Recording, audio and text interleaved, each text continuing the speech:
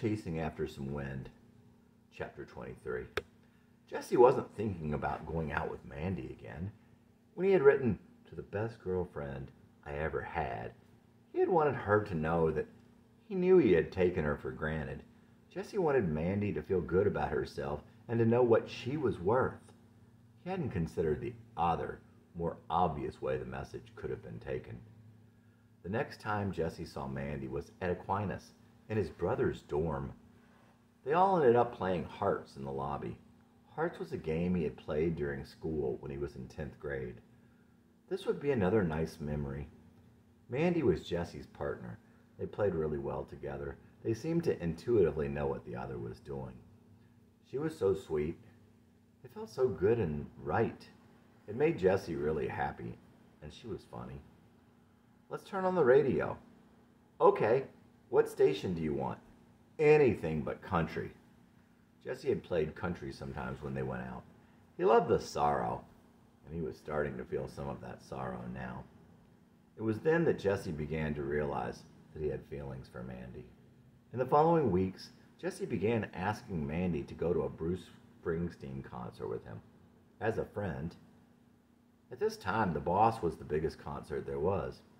She steadfastly refused, and her brother's laughter when he picked up the phone made it more and more difficult for Jesse to call her house.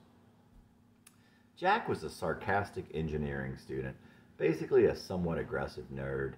He was kind of stocky, not particularly muscular, but not fat either. He was probably able to grow a beard fairly young, and did end up growing one, that type.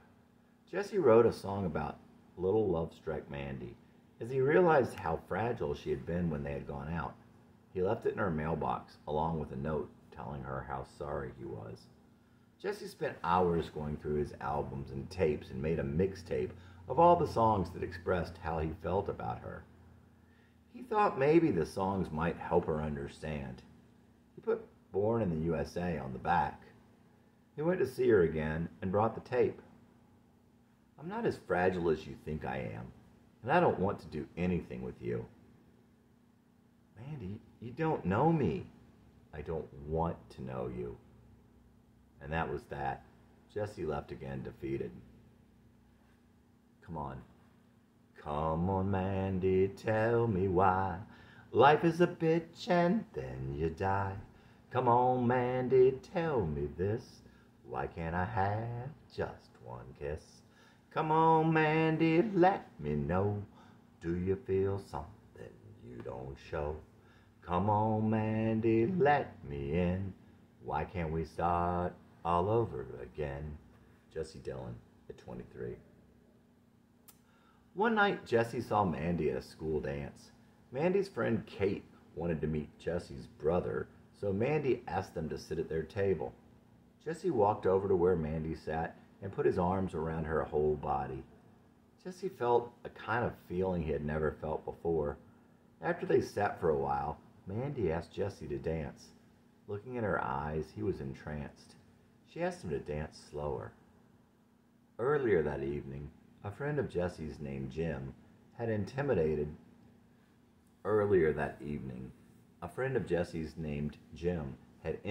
that Mandy was after him. "Who are you trying to make jealous?" he asked her. She said no one and got mad. Several minutes later, Mandy walked outside and never came back. Jesse spent his days agonizing over asking Mandy who she was trying to make jealous, and his nights dreaming about how she felt in his arms. When he was holding her, he felt that he had never felt so much love for anything in all his life. Why? How? Why did he ruin it? What was it he felt for Mandy? All he knew was how excited he was when he was with her and how lost he felt when she left. "Mandy, this is Jesse. How are you?" Jesse had not realized how much concentration was involved in speaking. But Mandy had no reason to believe that Jesse would be nervous and didn't notice. All right. She didn't know what to say to him, didn't know what to think. "What are you doing tonight?" Each phrase was more difficult than the last, and each time his breath was more bated. Kate and I are going out. Oh, where are you going? Jesse tried to sound as cheerful and nonchalant as he could. To the shed. Mandy was pushing Jesse to the wall. Would you mind if I went? Jesse was exhausted. It's a public place. Well, could I meet you all? Another pause. All right. Clearly, Mandy was not thrilled. Jesse called his friend Rick and begged him to go along. Reluctantly, and bribed with free beer, he agreed to go. When they got to the dorm, Kate and Mandy were stoned. As they sat there, Jesse tried to impress them with his sense of humor. I don't understand him. Clearly the humor was going over Kate's head. He's real intelligent, Mandy replied by way of explanation. Jesse thought how it was like he wasn't in the room, or Rick either for that matter. The two young girls were like twins with their own language, their own world, twins of the weed. It was decided that they would drive in different cars, but would Jesse buy them some beer? The night was going from bad to worse. The shed was a big aluminum building with an even bigger parking lot. It was somehow associated with the University of Nashville. They had draft beer there, but it was mixed ages, the kind of place that gave out wristbands at the door. Mostly it was a big dance floor, surrounded by tables on the back and sides, with a stage for live bands in front. It was dark, but nice, loud, but not too loud. When they arrived, Jesse was introduced to a bunch of Mandy and Kate's old schoolmates. After that, Mandy started to ignore Jesse. Jesse danced and talked with her friends, trying to maintain the image of having fun. Finally, he asked Mandy to dance. Okay. That was the sweetest okay he had ever heard. Where did you go the other night? We went out and smoked a joint with these guys, and then I went home. I thought you left with Jim Brown. No, why do you think that? I thought you liked him, that you were just trying to use me to try to make him jealous. I really felt bad when you left. When the dance was over, Mandy asked Jesse to get her a beer. Taking her by the hand, Jesse led Mandy through the crowd like he was walking on air. Her hand in his was like a tender goodbye hug, or comforting wake-up hug. As they sat down, Mandy's hand in Jesse's, he asked her, "Just save the last dance for me." It wasn't to be. Mandy met a guy and danced with him. As Jesse sat there alone, watching, one of her old classmates came up to him. "Jesse, she's not worth it. I know Mandy." He danced with her friend, but his mind was still all alone watching Mandy. The night ended with Mandy standing in the middle of the dance floor in the shadow of the guy she had just danced with. Jesse sat there heartbroken, watching this stranger paying Mandy no attention, talking to his friends, Mandy patiently waiting a step behind. "No, Mandy, please don't do this to me. Don't do this to yourself. Was this how it used to be with you and me? Did you wait there in my shadow? Were you the ever suffering, ever waiting girlfriend for me? Rick, would you mind riding around a little with me?" There was pleading in his voice. He was weak and queasy. Rick understood and went along. "It feels like there's a hole in my heart, and something's pouring out into my chest, something I was hoping I could keep, and the pressure is making it hard to breathe." Rick listened as Jesse drove on and on through the park, and they drank. "I don't understand what's going on with me, Rick. I hate to say this, but you never should have messed around with a 17-year-old in the first place. But now, I don't know, I've never felt like this. It's like I'm falling in love with her."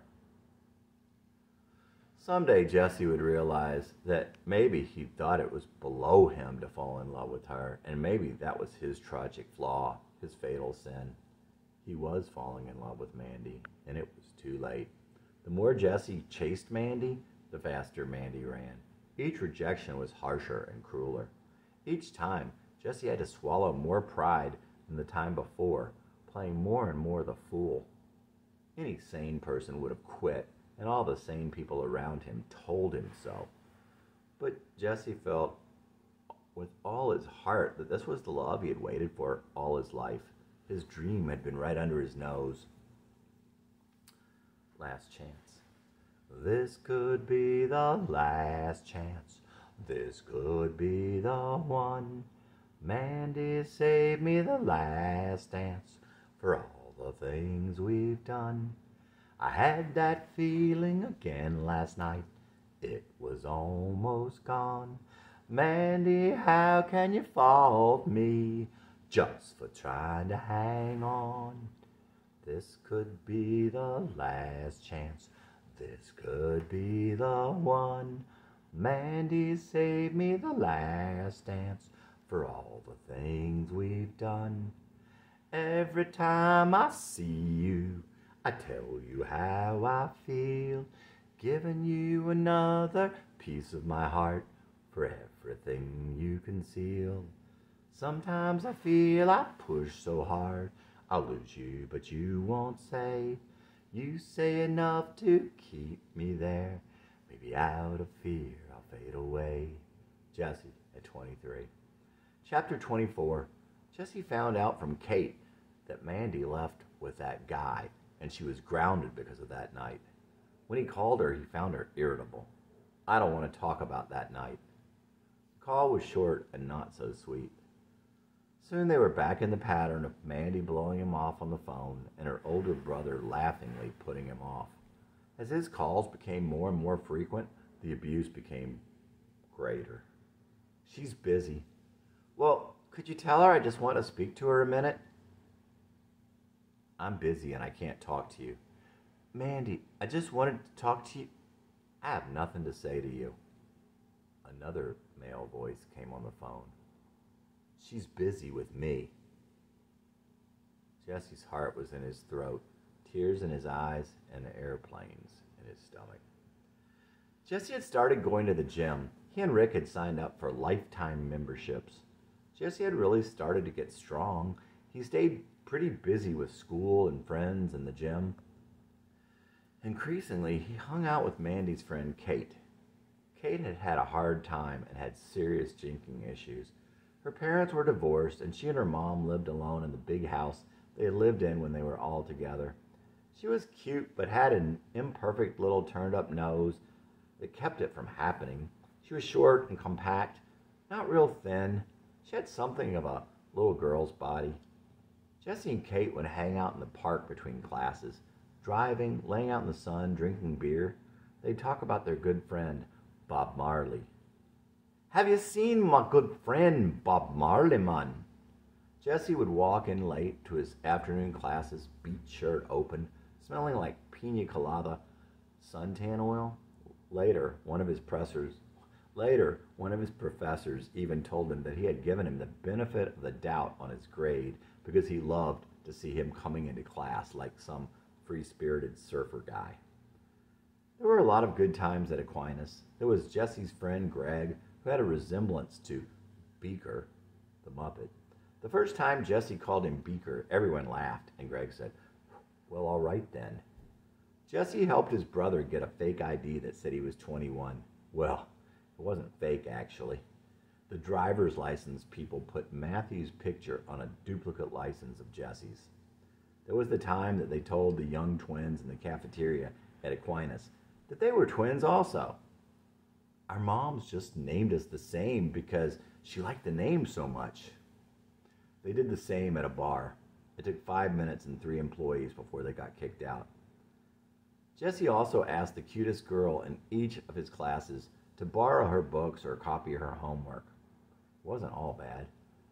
Kate would talk to Mandy and tell her about the good times they had at school, she and Jesse.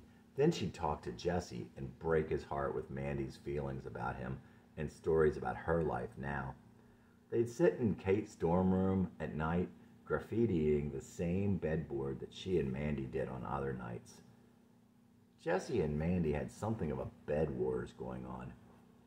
Once, he saw she had written "Imagine That," but he couldn't quite read it. He and Kate had another good friend now, Imogene Twat.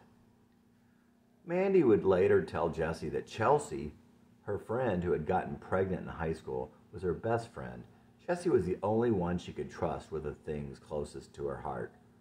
Kate was like Rebecca in that Mandy couldn't trust her with those things. Maybe Jessie had come between them also. Thoughts of me and you. I asked about you today, so what else is new? Imagine that. I casually died again on hearing he was there. The thought of you and him, should I lie and say, I'm glad you get along so well. You can't just live your life without giving me a second thought, when I just can't live a second without thought of giving you my life. Life is just a distraction on my way to you. All the days just circumstance between the time of me and you. But won't you scrape me off the road? It's the least that you can do. The distraction in my eyes, the thought of me and you. And circumstance a truck I didn't see. Like a blinded animal, the decision was too much on the path of what might be. Jesse Dillon at 23. Everywhere Jesse would go, he would hear or see Mandy's name. Someone had even graffitied Mandy on the overpass on Moordale Road that he passed at least a couple times a day. But a lot of it was because he couldn't stop thinking about her and couldn't stop talking about her. He hung out with her friend and her ex-friend, and he was attuned to the sound of her name and looking for the letters. It was beginning to drive him crazy. That name.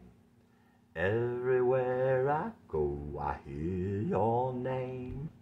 From everyone I know, but I'm to blame. Everywhere I go, I hear Mandy.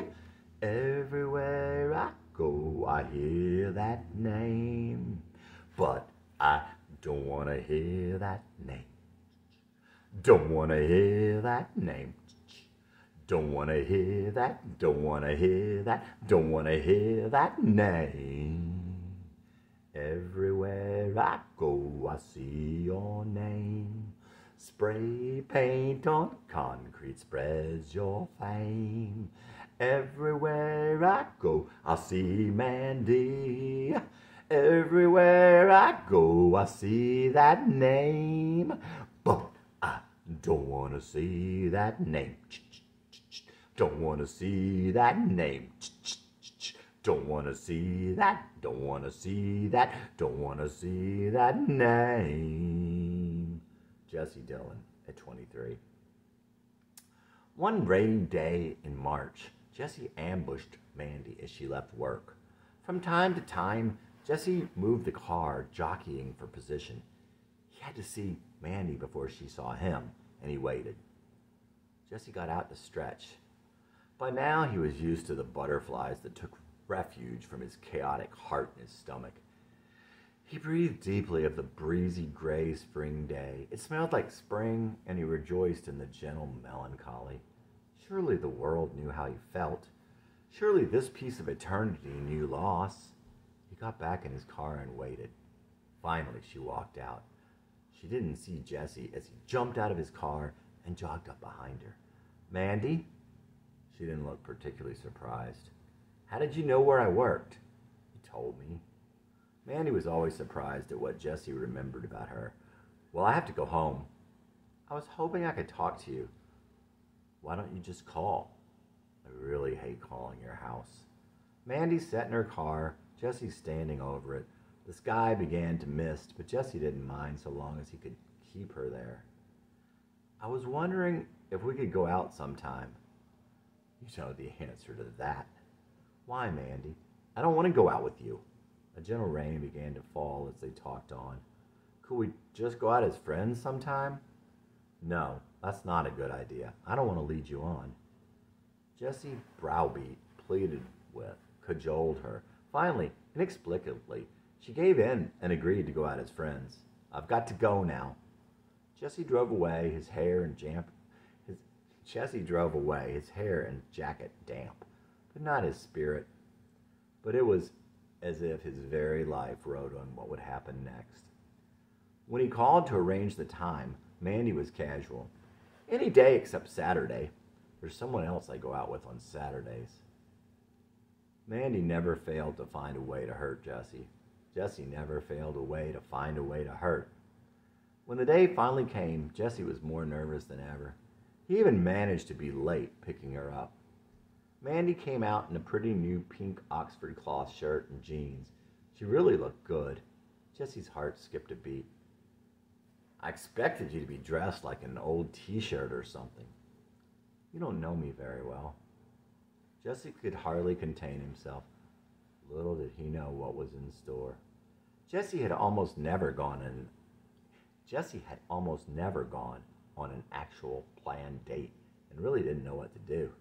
He decided on a movie and dinner. In the movie, he asked to hold her hand. No, it wouldn't be a good idea. Jesse's heart sunk, but the worst was yet to come. He didn't watch the movie. All he could do was sit there and think about Mandy. But what else was new? She was all he ever thought about anyway. They went to dinner after the movie, and even the butterflies had the jitters. Aren't you going to eat? Jesse played with his food, but the idea of eating any of it was not appealing. Mandy, I'm in love with you. It felt great to really say it, to finally say it. No, you're not. Jesse thought he was making things worse and worse, but what he didn't realize was that wasn't possible. Mandy had only gone out to discourage him. I wrote a song for you. I brought my guitar. Will you listen to it? If you want me to.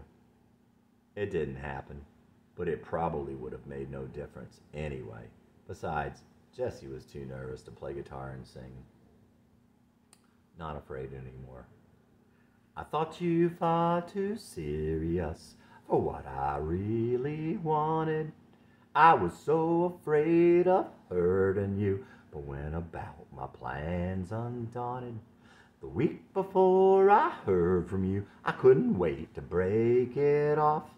Only thing I thought important was letting you down soft. My brother warned me that things might change, but I was so sure of how I felt. I didn't love you like you loved me, but my frozen heart would melt. When you finally called me to say that we were through, I thought there was something wrong. I was so afraid for you. But I'm not afraid anymore. You'll love me again if you loved me before. I'm not afraid anymore. I kept on trying to get hold of you and ask you the reasons why.